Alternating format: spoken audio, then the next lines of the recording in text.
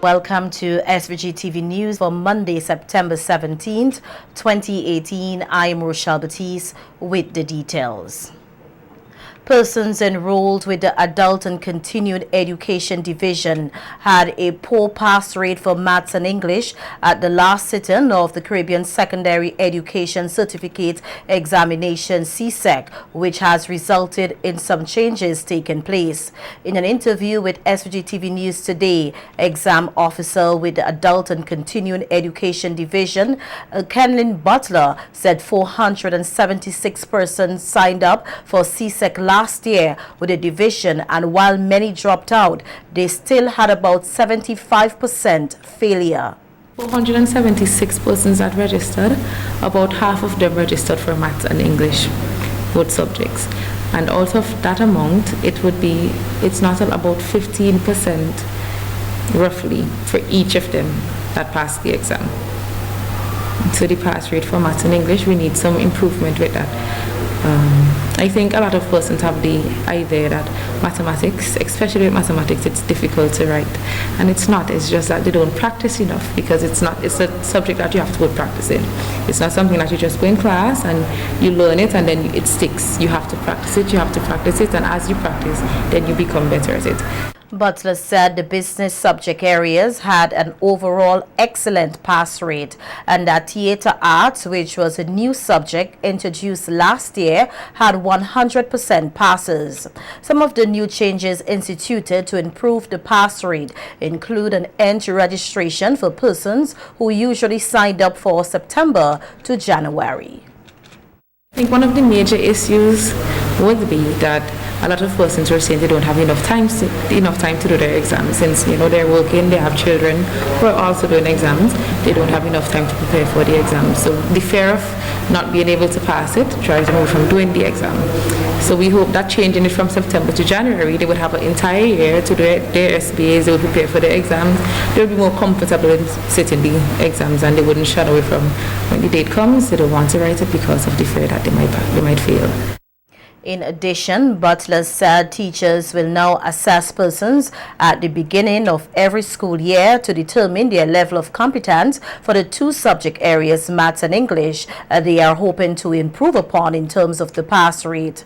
Meanwhile, Butler is encouraging adults to take advantage of the free CXC classes. She said one person who took advantage of the opportunity was a 90-year-old, but unfortunately she passed away before writing the exam. She also noted that the government also subsidizes CSEC exam fees. Over the age of 17 or older and not in the formal school system.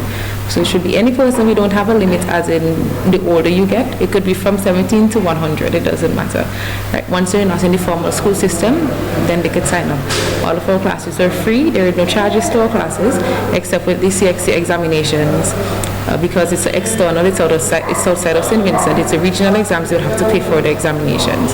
And even with that, if there are persons who are unable, because through the classes they would have persons who are not able to pay, the government would assist. Plans are underway here to establish a Garifuna resource center in SVG that can be utilized by persons locally, regionally, and internationally.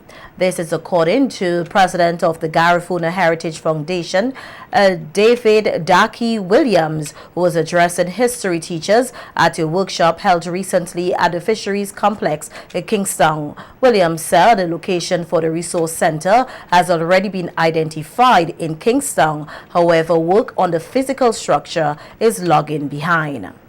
We will soon have a physical space. I am sure some of you would have heard me saying that already. The process is very slow, but we hope that with your patience and with a little bit of injection here and there of resources, that we would be able to have those things going for you. Williams said they have the support of the government, who is playing an integral role in sourcing additional resource materials for the new center, which they are hoping will be ready for operation early next year. He added that all Vincentians will benefit from this center, particularly those who have an interest in history. That is a center where you will be able to come and access material, or you would be able to go online and access material that would be able to help you with formulating your classes. However, we are not quite there with that process. We are collecting information, and that's what our conference is all about. On Friday last, more than 30 history and social studies teachers were part of a workshop organized by the Garifuna Heritage Foundation and the Ministry of Education. Mangrove trees play a critical role in facilitating life both on land and at sea. As such, the National Parks, Rivers and Beaches Authority, under the Mangrove Restoration and Remediation Project, began a tree planting exercise to foster the next generation of mangrove trees on the South Coast Strip, beginning with the Canash Beach. SVG-TV's Bavin Oliver tells us more about this project in this report. Climate change brings with it a host of threats which include rising tides that erode coastal areas, and as such 250 mangrove seedlings were planted today as part of efforts to shore up the South Strip's natural coastal defenses. Denzel Adams, a marine wildlife and conservation biologist from Grenada and a member of the Mangrove Restoration and Remediation Project team, explained what mangrove seedlings are being used and why. Which are the red mangroves. These are the first mangroves you would find in a stand of mangroves. They grow towards the sea, the seaward end or the seaside, and they are the first mangroves in terms of a form of defense from the seawater, from intrusion. Then we have black mangroves, which doesn't naturally occur on the mainland of St. Vincent, and we also have white mangroves, which grow in that similar stand. And the last species is buttonwood. The three species that we're using are red, white, and buttonwood. These are the species that we could have acquired for this project. And along the coastline, we're going to use all of them, basically serve that purpose of coastal protection and also as a form of coastal habitat. Because if these trees survive and they mature in the next 20 to 25 years, they would actually serve as habitat for birds and different species that would use them along this coastline, and they would also be providing that important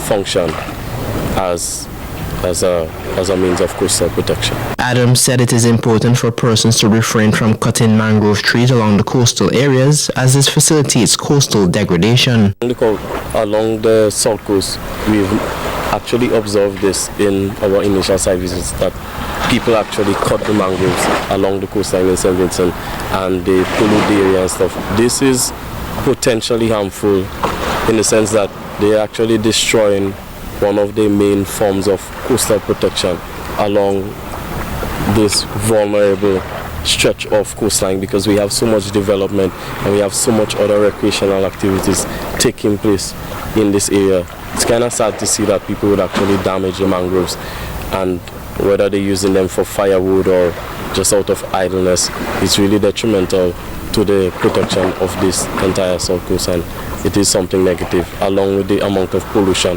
that we're seeing in this area as well. Another member of the team, Quincy Augustine, said the trees are being planted in encasements to provide protection from human and animal interference and allow them to flourish. Encasements is just to kind of bring an indication to, visitors, persons who utilize the beach, to kind of show that there is something right here. Because normally if you just build without the encasement, someone might just topple it over, or just probably walk on it or things like that. Also to sort of prevent crabs and stuff from climbing over and eating out of the seedlings and things like that. So we try to build encasement to sort of use as an indicator that there is something that is going on here, so to be careful, not to interfere with it or things like that. For SVG-TV Evening News, I am Bavin Oliver. 8 persons are in police custody while a 9th is on the run in connection with the robbery of medical doctor Tawana Brown Caesar outside her home at Cedars on Saturday night. Among those in custody is a suspended police officer who is also a person of interest in a burglary case before the court. In relation to last Saturday's incident, the police say that the 39-year-old medical doctor, who is the wife of Government Minister Suboto Caesar, was exiting her motor vehicle with her child in her arms when two masked men armed with a gun and a knife accosted her and relieved her of her handbag containing, among other things, cash, cellular phone, and other electronic gadgets. According to reports acting on information, a search was made by the police at a house in the Sign Hill area where a group of men were apprehended and taken into custody. Today, the police issued a wanted person bulletin for the 9th suspect in connection with last Saturday's incident, a 27-year-old Ulrich Devon Manason Hansen, aka Chucky. The Myra resident is described as 5 feet 11 inches tall, brown in complexion and of medium build. He has a round face, thin lips, and a scorpion tattoo over his right eye. The police say he is considered armed and dangerous and are asking anyone who sees him or knows of his whereabouts to contact any police station or the Assistant Commissioner of Police in charge of crime at telephone numbers 451-2467 or 4571211 extension 217. And Prime Minister Dr. Ralph Gonsalves has rubbished claims that the police only acted swiftly in connection with last Saturday's incident because the victim is the wife of a government minister. On Boom FM today, PM Gonsalves says the police have been making a number of arrests in relation to violent crimes and considered the claims made against the police in relation to last Saturday's incident as foolish. Place immediately. That's absolute rubbish. That is the kind of cannibalism that you have often among peoples who have the incubus of colonialism still in their being. Incubus meaning the evil spirit. That they're so possessed with a sense of subjection, even where there is no subjection, that they go off on these crazy rants. Yes. Now, I just gave you examples. Was Ian Enoch a minister of government or the spouse of a minister of government? When they picked up this guy very quickly? What about the guy Samuel? What about the two guys up at Murray's, up at Mackey's Hill, which I just made reference to, and several other recent cases? PM Gonsalves says the police continue to use sensible intelligence and technology to fight crime and considered the most recent arrest very important. Same way that the CCTV camera caught this person, and you identified because the CCTV camera was good enough quality that they were able to move and get this guy from Rose Hall who found himself out there, out in the villa area with the lady who he was assaulting. Okay. So that is the kind of a foolish trolling, I think it's called. And this particular ring, so to speak, of 7 persons is very important to the police. In fact, there have been several recently which have been very good to the police, including those who were caught in respect of the abduction of these 4 young ladies. So that there's a lot of information which is being gathered, intelligence. Okay. And breaking up a number of quote unquote rings. The Prime Minister says, along with the continued bolstering of the RSVG police force, legislative work was done to ensure that offenders face justice in the court system in a timely manner. Before we came to office, the police, the prosecution couldn't appeal against a magistrate's decision or magistrate sentencing. That was the preserve of the defense. Now that's changed. We have done similarly at the High Court, except to say that we are not challenging a jury's verdict, or we're not challenging a sentencing on the basis of in relation to somebody who is freed on a murder, who is not sentenced to hang in a murder case.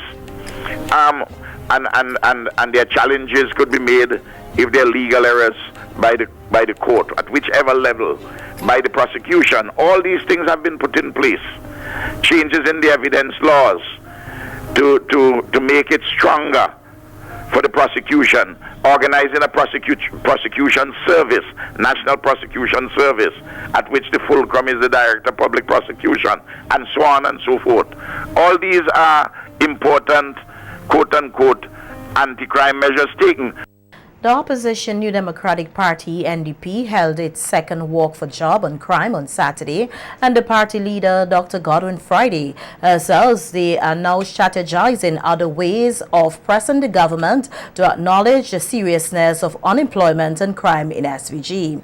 Dr. Friday told SVG-TV News today that dialogue with the Prime Minister is one step being considered, even though it is unlikely that this would happen. Was to find effective ways for us to work with government and with other organizations to deal with serious problems confronting the country.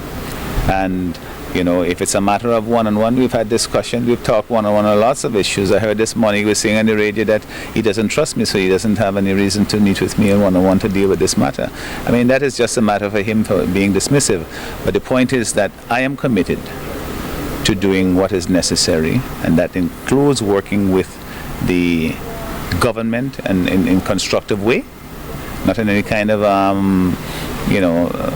sort of political or simply way to try and make publicity, but to do real solutions for the country. Dr. Friday said engaging the youths on topical issues and hearing from them is also an important dialogue that needs to take place. Sometimes people think that young people that they that they are frivolous, that they only want entertainment and so on. But these were serious discussions, and people, they didn't take the opportunity to just simply try and score points against me, which easily they could do, you know. But it was a chance for them to engage with us and to have a serious discussion, and that is something that I enjoyed very much, and we continue to do these things. And various other things that we do, of course, we always have an approach to try and engage as many young people as we can, because this is not just a matter for my generation and for people who are just a little younger than me. We're doing it for the young people who tell them they're going to be living in this country longer than me. Speaking on the walk that took place on Saturday, Dr. Friday said it was a success. He said the turnout by persons was heartwarming as they walked from Rabaka to Kingstown. From the point of view of those persons who came out and took part in this second walk from Rabaka to Kingstown, and some of the people, there were many people who actually walked the entire distance. I am one of those persons, I must be, I'm proud to say, feeling the effect of it today, but it was well worth it.